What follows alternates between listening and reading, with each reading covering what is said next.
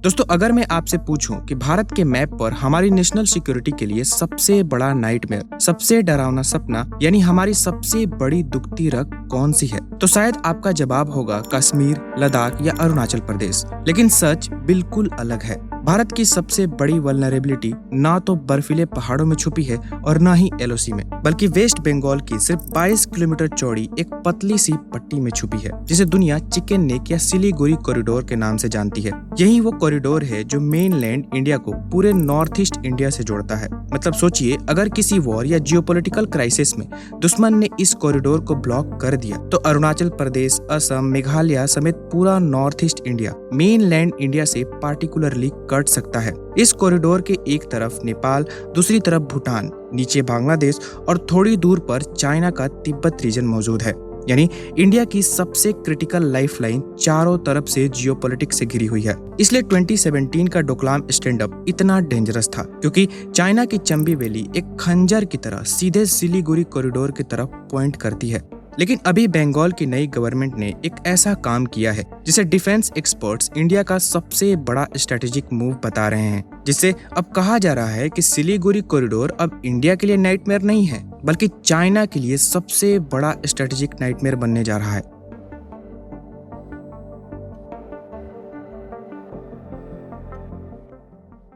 पिछले कुछ महीनों से एक शब्द हम लोग बहुत चर्चा में सुन रहे हैं। उसको चेक पॉइंट के नाम से जाना जाता है। एक ऐसी स्ट्रेटेजिक प्लेस जिसके थ्रू कई जगह पर हमको कनेक्टिविटी मिल रही होती है। जैसे आप लोगों ने स्ट्रेट ऑफ हार्मूज के बारे में सुना होगा। Straight of Hormuz Persian gulf को अरेबियन सी या इंडियन ओशन से कनेक्ट करता है और उसके थ्रू बहुत सारा क्रूड ऑयल, पेट्रोल, एलएनजी सारी गैसेस का ट्रेड हो रहा होता है। लेकिन ईरान ने वॉर के कारण उसको अपने कंट्रोल में कर लिया, उस चेक पॉइंट को क्लोज कर दिया। उसके बाद पूरी दुनिया में सप्लाई चेन का क्राइसिस देखने को मिला। इसी तरीके से इंडिया का एक बहुत इंपॉर्टेंट चेक पॉइंट है जो इंडिया के लिए स्ट्रेटेजिक एंगल से बहुत ही इंपॉर्टेंट है। चाइना, बांग्लादेश और नेपाल के ट्रायो जंक्शन पर आपको ये देखने को मिलेगा, जिसे आप लोग चिकन नेक के नाम से जानते हैं या सिलीगुड़ी कॉरिडोर के नाम से जाना जाता है। अभी जो पूरा का पूरा एरिया है वो वेस्ट बंगाल स्टेट के कंट्रोल में आता था और यहाँ के एडमिनिस्ट्रेशन को लेकर वेस्ट बंगाल और सेंटर के बीच में हमने कई सारे डिस्प्यूट देखे हैं। लेकिन रिसेंटली गवर्नमेंट बदली, सेंटर और स्टेट में दोनों जगह एक ही गवर्नमेंट है। तो यहाँ की स्टेट गवर्नमेंट ने इस पार्टिकुलर एरिया को एडमिनिस्ट्रेशन के लिए या यहाँ का एडमिनिस्ट्रेटिव कंट्रोल सेंट्रल गवर्नमेंट को दे दिया। बंगाल के सीएम शुभेंदु अधिकारी के लीडरशिप में वेस्ट बंगाल गवर्नमेंट द्वारा सिलीगुड़ी कॉरिडोर की 120 एकड़ लैंड और 7 इंपॉर्टेंट नेशनल हाईवे को सेंटर गवर्नमेंट को ट्रांसफर कर दिया गया है। मतलब यहाँ की 120 एकड़ लैंड और 7 इंपॉर्टेंट नेशनल हाईवे का पूरा administration, operation, security, force deployment सब कुछ सेंटर गवर्नमेंट के हाथ में आ गया है। स्टेट और सेंटर के बीच लंबे समय से चला आ रहा कॉन्फ्लिक्ट अब खत्म हो गया है। अब इस पूरे एरिया पर फुल फेडरल कंट्रोल सेंटर के पास है। अब सेंटर गवर्नमेंट बिना किसी रुकावट के सिक्योरिटी फोर्सेस डिप्लॉय कर सकेगी, स्मार्ट फेंसिंग कर सकेगी, इंफ्रास्ट्रक्चर प्रोजेक्ट तेजी से डेवलप कर सकेगी। दोस्तों, ये सिर्फ एक रोड नहीं है, बल्कि 4 करोड़ लोगों की लाइफलाइन है। चाइना जिस चिकन नेक को इंडिया की कमजोरी समझता था, वही अब उसके लिए सबसे बड़ा स्ट्रेटेजिक नाइटमेयर बनने जा रहा है। एक्सपर्ट्स मानते हैं कि यहाँ massive military logistic hub, underground ammunition depots, drone surveillance system, rapid troop deployment spaces जैसा इंफ्रास्ट्रक्चर बनाया जा सकता है। मतलब अगर कल चाइना फिर से डोकलाम जैसी हरकत करता है, इंडिया का रिस्पॉन्स अब दिनों में नहीं बल्कि मिनटों में आ सकता है।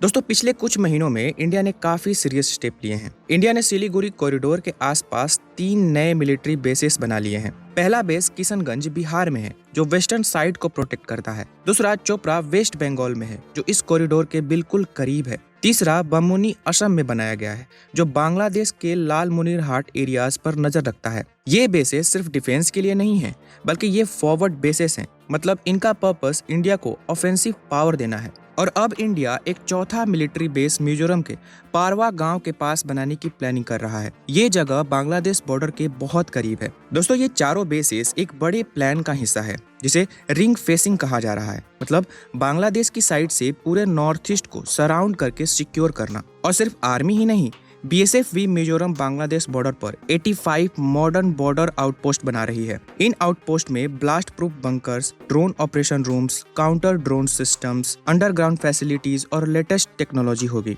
ये सब दिखाता है कि इंडिया बांग्लादेश की तरफ से आने वाली किसी भी मुश्किल के लिए तैयार है, चाहे वो आर्मी हो या टेररिस्ट ग्रुप। और इसका मैसेज बिल्कुल क्लियर है, इंडिया अब बांग्लादेश को एक फ्रेंडली कंट्री की तरह नहीं बल्कि एक पोटेंशियल थ्रेट के रूप में देख रहा है। तो फ्यूचर में ये बेसिस इंडिया को कैसे मदद कर सकते हैं, ये स्ट्रेटेजी कैसे काम करेगी, चलिए समझते हैं। दोस्तों, बांग्लादेश के खुद दो बहुत नैरो पार्ट्स हैं।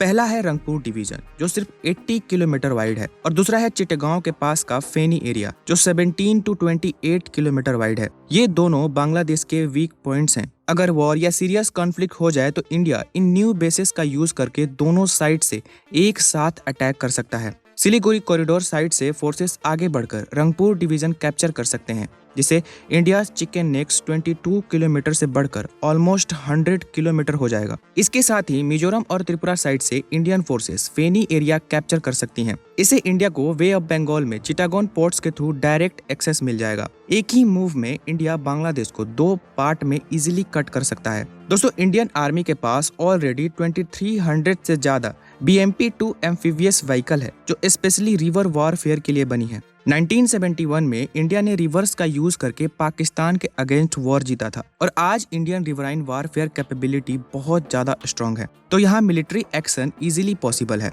अब बात करते हैं सबसे बड़े प्लान की, चिटागोन हिल्स ट्रैक या CHT। ये साउथ ईस्ट कॉर्नर में बांग्लादेश का हिली एरिया है जिसका टोटल एरिया 13,295 स्क्वायर किलोमीटर है और ये बांग्लादेश के लैंड का ऑलमोस्ट 10% है। ये रीजन त्रिपुरा और मिजोरम से बॉर्डर शेयर करता है। 1947 में जब इंडिया इंडिपेंडेंट हुआ तब CHT के लोग मोस्टली चकमा, मरमा और त्रिपुरी ट्राइब्स नॉन मुस्लिम थे। उन्होंने रंगामती में इंडियन फ्लैग उठाया था, लेकिन 2 दिन बाद रेडियो पे सुना कि CHT पाकिस्तान को दे दिया गया है, जिसके कारण लोग बहुत दुखी हुए। उन्होंने दिल्ली से हेल्प भी मांगा, जिसके बाद सरदार पटेल ने सपोर्ट देने का प्रॉमिस किया, पर जवाहरलाल नेहरू ने वहां पे आर्मी भेजने से मना कर दिया। जिसके बाद पाकिस्तान ने पॉपुलेशन चेंज करने के लिए बंगाली सेटलर्स भेजना शुरू किया। 1971 में CHT में नॉन मुस्लिम 98% थे, जो आज सिर्फ अराउंड 50% ही बचे हैं। बहुत सारे लोग मारे गए या जबरदस्ती यहाँ से निकाल दिए गए। जो लोग बचे हैं वो बुद्धिस्ट, हिंदूज और एनिमिस्ट हैं। उनका कल्चर और एथिक टाइज त्रिपुरा और मिजोरम के ट्राइबल कम्युनिटी से क्लोज है। करेंट क्राइसिस में बांग्लादेश में माइनॉरिटी पे अटैक हो रहा है। CHT में हिंदूज और बुद्धिस्ट सबसे ज्यादा सफर कर रहे हैं। ये इंडिया के लिए परफेक्ट अपॉर्चुनिटी है। अगर बांग्लादेश हमारे लिए ज्यादा ट्रबल क्रिएट करे तो इंडिया CHT के इंडिजिनियस पीपल को सेपरेट होने में सपोर्ट कर सकता है। पहले इंडिया इस कॉरिडोर को सिर्फ बचाने की कोशिश करता था, लेकिन अब इंडिया इसे एक फॉरवर्ड डिफेंस शील्ड में बदल रहा है। और शायद पहली बार चाइना जिस चिकन नेक को इंडिया की कमजोरी समझता था, वही अब उसके लिए सबसे बड़ा स्ट्रेटेजिक नाइटमेयर बनने जा रहा है। दोस्तों, आप इस टॉपिक पे क्या सोचते हैं? अपने थॉट्स कमेंट बॉक्स में जरूर बताइएगा। मिलते हैं नेक्स्ट वीडियो में।